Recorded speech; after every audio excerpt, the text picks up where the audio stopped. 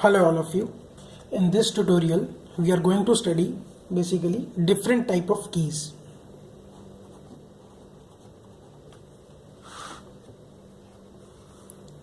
For example, candidate key,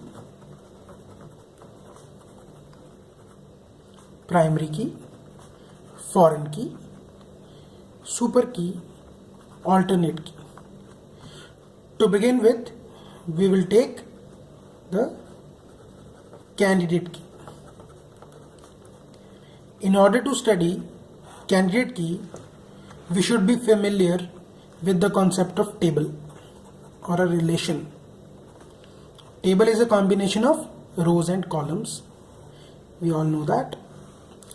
Let me make a table for you.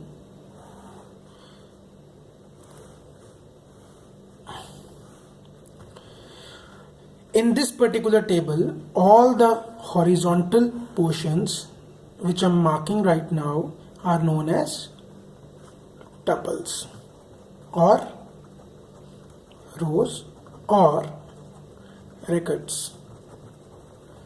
All the vertical ones are known as attributes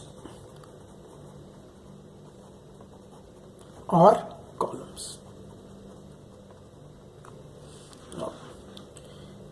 Each table is a combination of attributes and records. Now, candidate key is the minimum set of attributes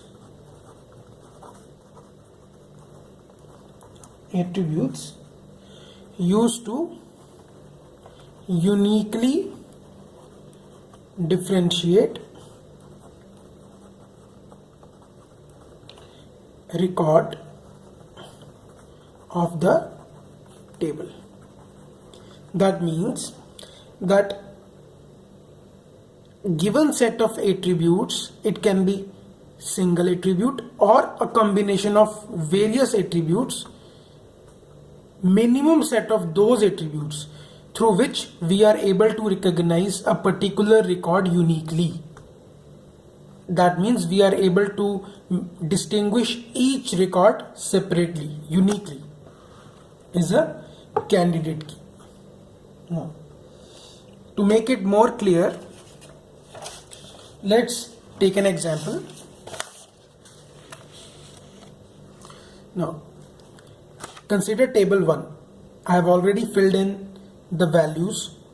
The attribute, there are 3 attributes in this table, that is SID, SNAME and marks, and three attributes and 1, 2, 3 and 4 tuples, 4 tuples. Now I have filled the tuples with various data entries. Now if you will be able to see that the values in SID are S1, S2, S3 and S2. SNAME are A, B and B. Marks, here it is. Now we have to identify each record uniquely.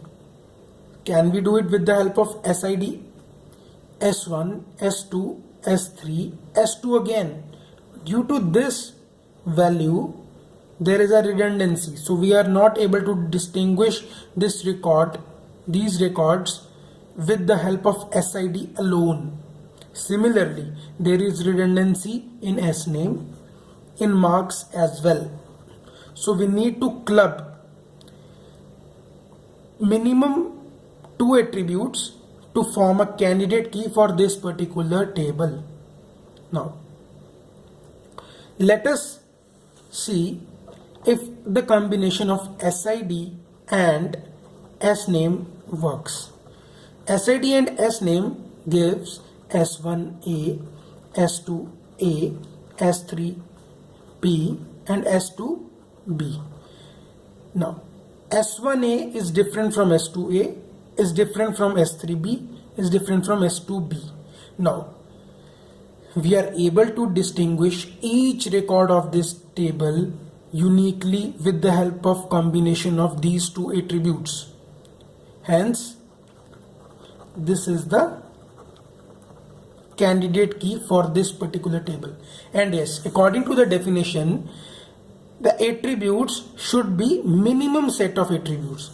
It means that single-handedly SID or SNAME are not able to identify the records uniquely. Now consider example number 2, that is table 2. In this table, consider SID S1, S2, S3 and S4. We are able to recognize each record of this table with the help of SID alone. Hence, it is the minimum set of attributes. It is the minimum set of attributes which is able to recognize a particular record uniquely. Hence, SID alone is the candidate key. Now, the attributes which are the part of candidate key are known as prime attributes.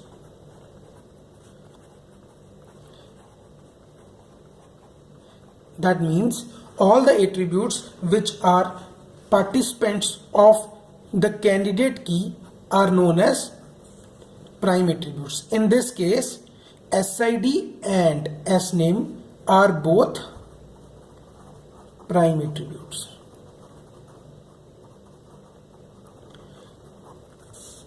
In the table 2, SID is the prime attribute.